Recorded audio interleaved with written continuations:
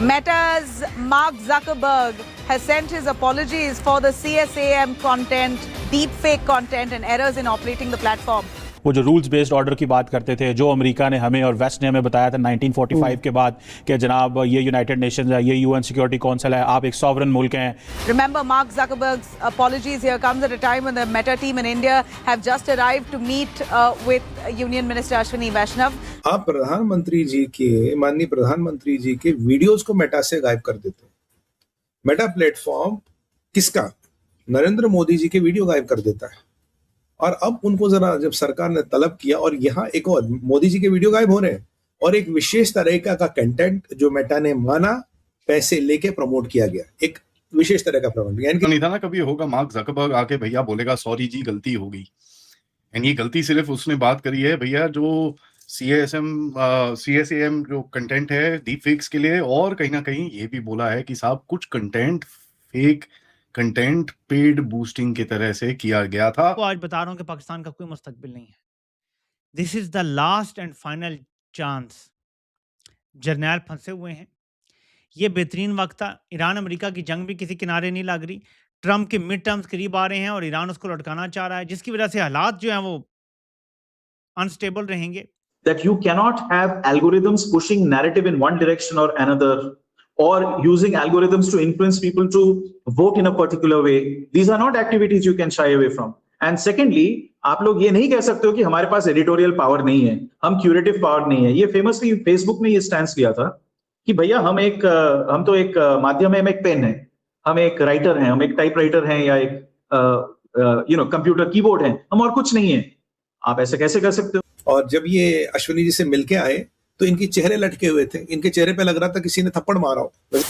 नमस्कार दोस्तों, जय हिंद. जैसा कि आपने क्लिप में देखा, भारत की चेतावनी के बाद मेटा के मालिक मार्क जकरबर्ग ने खुद भारत से माफी मांगी है, जिसे देखने के बाद पूरी दुनिया हैरान हो गई है. दरअसल 23 जुलाई को पीएम मोदी ने पेपर लीक के खिलाफ स्ट्रिक्ट एक्शन लेने के लिए एक पोस्ट शेयर की थी, जिसे मेटा ने इंस्टाग्राम और फेसबुक से हटा दिया था. इस पर भारतीय सरकार ने मेटा को सख्त चेतावनी दी थी और जवाब मांगा था. इसके बाद मेटा के ग्लोबल अफेयर हेड जॉयल कैपलन और सीनियर ऑफिसर ने IT सेक्रेटरी S कृष्णन और कैबिनेट मिनिस्टर अश्विनी वैष्णव जी से मुलाकात की. मेटा ने इसे एक टेक्निकल एरर बताते हुए सरकार से माफी मांगी है. सिर्फ इतना ही नहीं, गवर्नमेंट ने मेटा से CSAM, डीफेक और इलीगल कंटेंट पे भी सवाल उठाए हैं, जिसके बाद मेटा ने अपने कंटेंट मॉडरेशन की कमियां मानी है और ये भी कबूला है कि कुछ कंटेंट को प्रमोट करने के लिए बड़ी रकम खर्च की गई थी. और बताया जा रहा है कि ये वही कंटेंट थे जो जंतर मंतर में छात्र आंदोलन के बीच देश विरोधी कंटेंट डाल रहे थे. आप प्रधानमंत्री जी के माननीय प्रधानमंत्री जी के वीडियोस को मेटा से गायब कर देते हैं.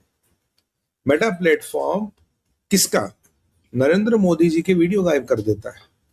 और अब उनको जरा जब सरकार ने तलब किया और यहाँ एक और मोदी जी के वीडियो गायब हो रहे हैं और एक विशेष तरह का कंटेंट जो मेटा ने माना पैसे लेके प्रमोट किया गया, एक विशेष तरह का प्रमोट. यानी कि देश के प्रधानमंत्री, लार्जेस्ट डेमोक्रेसी के प्रधानमंत्री के वीडियो गायब हो रहे हैं और एक विशेष तरह का कंटेंट जो अलगाववाद को कहीं ना कहीं प्रमोट करता है, अनार्की को प्रमोट कर, उसको प्रमोट किया गया.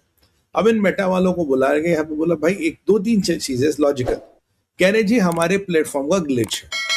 बोला पहले तो बताओ ये मैनुअल है या ये ऑटोमेटेड है. अब ये यहाँ गोल कर रहे हैं, नहीं ये बता रहे मैनुअल है, नहीं ये बता रहे ऑटोमेटेड है. बोला अच्छा चलो मैनुअल ऑटोमेटेड नहीं है. अगर तुम्हारा सिस्टम कुछ फ्लैग करता तो यूजुअली किसी भी सिस्टम में पावर नहीं होती कंटेंट को गिराने की. फिर एक अप्रूवल जाता किसी के पास, कोई एक बंदा होता, कोई एक बॉडी है, कोई एक व्यक्ति है जिसके वजह से सर ये यहाँ है, ये इसमें हम क्या करें, because system can not bring down on its own.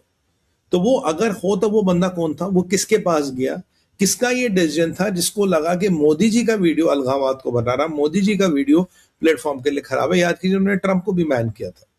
तो वो बंदा कौन है वो हमें बताओ. और अगर ये बात सब ठीक है तो तुम्हारे प्लेटफॉर्म के सेफ गार्ड्स क्या है भाई. आज को तुमने मोदी जी का वीडियो गायब कर दिया, कल वो कुछ और कर दोगे. What are the safeguards of the platform. तीसरा सवाल.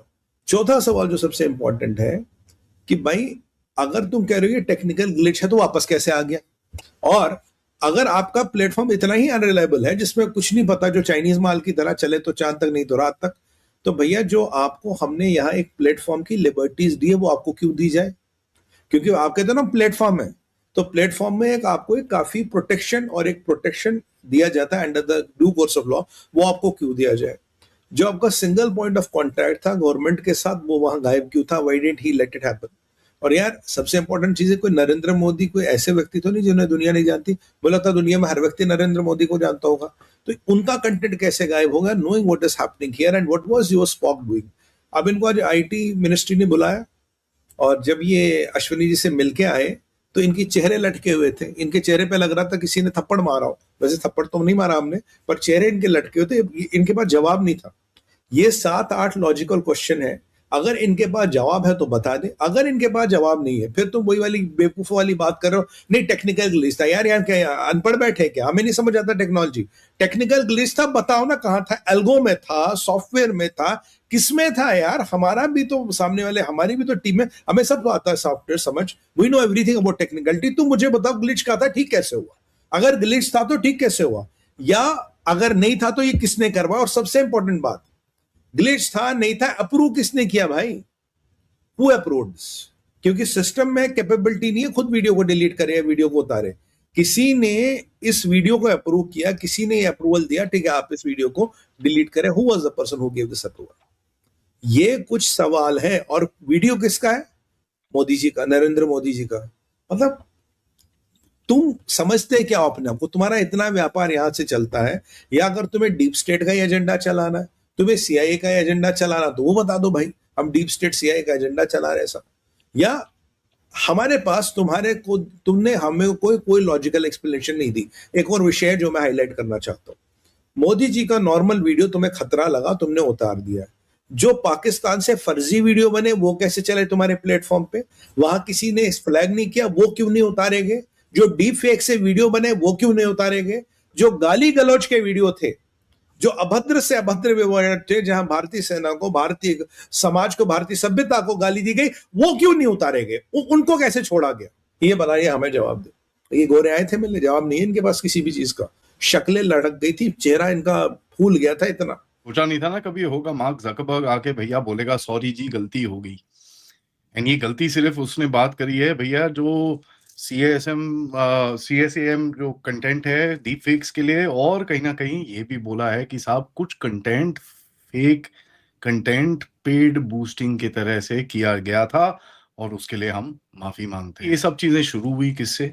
प्राइम मिनिस्टर नरेंद्र मोदी के एक पोस्ट को इन्होंने जब रिमूव करा, उससे ये पूरा कॉन्फ्रंटेशन शुरू हुआ। ऑफ कोर्स उसके बाद बोलते हैं ना कि भाई अब मौका मिले तो चौका तो मारना ही है।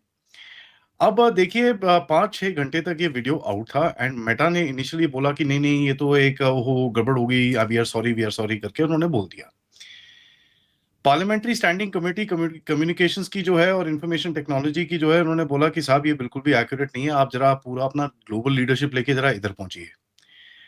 चेयरमैन कमेटी जो है निशिकांत दुबे ने बोला कि साहब मार्क जकरबर्ग के डायरेक्ट अपॉलॉजी चाहिए 3 दिन के अंदर। आज सुबह उन्होंने स्टेटमेंट दिया और आज शाम को उनकी अपॉलॉजी जकरबर्ग की आ भी गई। बट एनीवेज उन्होंने बोला 3 दिन के अंदर अपॉलॉजी चाहिए हमको, अदरवाइज हम आगे देखेंगे। लेकिन देखिए ये जब इशू तो मोदी के वीडियो से स्टार्ट करा गया, उसके बाद उन्होंने बोला भैया चाइल्ड सेक्सुअल अब्यूज मटेरियल भी है उसके अंदर, डीप फेक मैनिपुलेटेड मटेरियल भी है, ऑब्जेक्शनेबल मटेरियल भी है, पॉलिटिकल कंटेंट को आपने मॉडरेशन और मैनिपुलेशन भी करी है, एल्गोरिदम को भी आपने एम्प्लीफिकेशन करा है। फिर एक बार ही क्या होता है ना, जब फिर फंसाते हो तो फिर हर चीज के लिए फंसा देते हो। ठीक है जी, वेरीफाइड प्रोमिनेंट अकाउंट्स को आप ढंग से ट्रीट नहीं कर रहे, पेड प्रमोशन करते हो कंट्रोवर्शियल कंटेंट का, उसके बाद आप बॉट्स यूज कर रहे हो, वीपीएन्स के साथ आप बॉट्स को बूस्ट कर रहे हो, ये सब चीजें कर रहे हो। एंड कहीं ना कहीं उनको बोला गया भैया आप जरा इधर आइए। अब सुबह इनकी मीटिंग हुई पूरी मेटा वेटा वालों के साथ, पूरी जबरदस्त मीटिंग हुई। ठीक है जी, वो मीटिंग खत्म हुई और ये अपॉलॉजी आई। अब पता चला है, लिटरली मैं ये वीडियो रिकॉर्ड करने पहले मेरे को पता चला है कि उनको दोबारा बुलाया गया, जरा वापस आओ।